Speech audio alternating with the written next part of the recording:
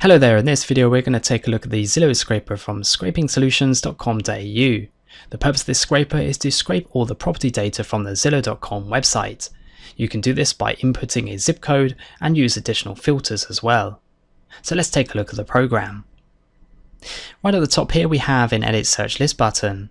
Clicking on that will open a box. Now in this box is where you can enter your zip codes. So as you can see I have some in already. Just enter your zip codes in a list format. When you're ready, just press on OK. Next to that we have the listing type. Now these are your search filters. You can filter by agent, by owner, new construction, and various other options as well. Next to that we have the auto export feature. Now ticking this box will automatically export the data into a file. This file will be saved in the output folder. This folder will be created inside the debug folder once you've opened the program. Okay, so let's start the scraping process. Just press on the start button at the top. And now we're just going to wait for the results.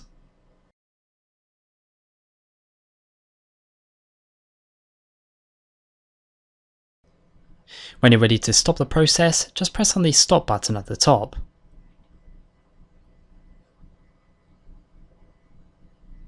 And then just press on OK.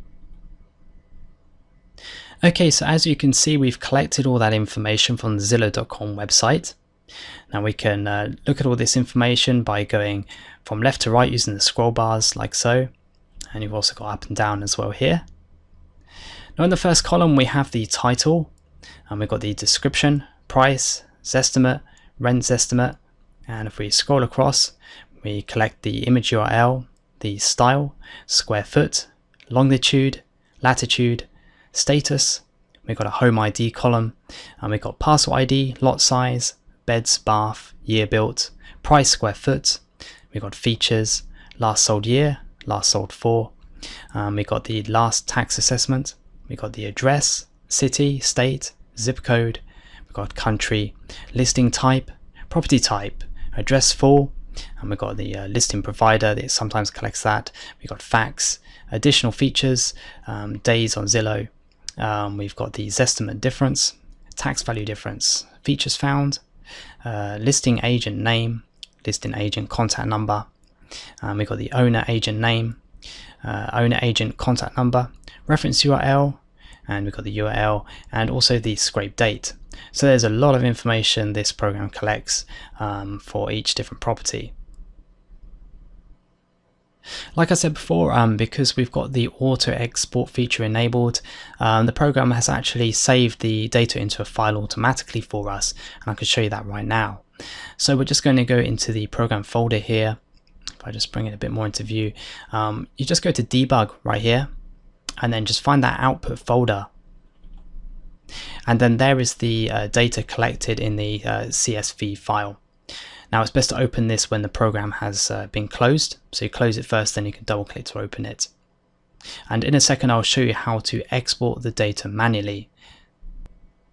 Okay, to export this data manually you just simply go to the Export To button right at the top here. And then when you press on that, this box appears.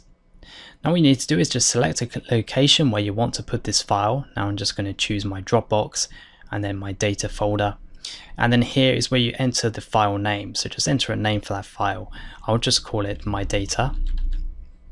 And then you can also save as type. So you can choose a CSV file or an Excel file. So just select from the list there and then just simply press the save button. Okay, so it says export has been completed. Just press on OK. Now if I go to my Dropbox folder where I've put my file, I can now just double click on it to have a look at the contents.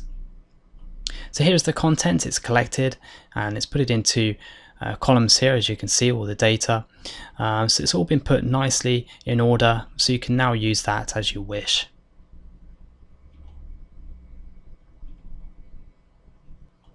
Lastly, we're going to have a look at the settings and take a look at some of the options in there.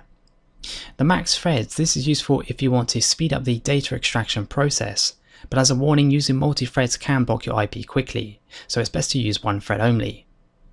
The random request delay, this means how many seconds it will take to extract one record. You should use random request delays to avoid an IP block. And just under that we have the random retry on fail delay. So for example, if you have a network error, you can retry the scrape within 3 seconds like I have listed here. You can just increase or decrease the numbers there. And below that we have reset database. Now the program will automatically save the data when you close it and reopen it, so you can resume. But if you want to clear that data, press on the reset database button. I'll just mention some other features of the program. The stop button, which will appear right here when you're doing a scrape. If you want to pause anytime, press the stop button, and then when you come back, press start, and it will resume from the point you left off. The program also features techniques like random time delays, multiple browser use agents to avoid an IP ban. Okay, so that was a look at the Zillow scraper from scrapingsolutions.com.au.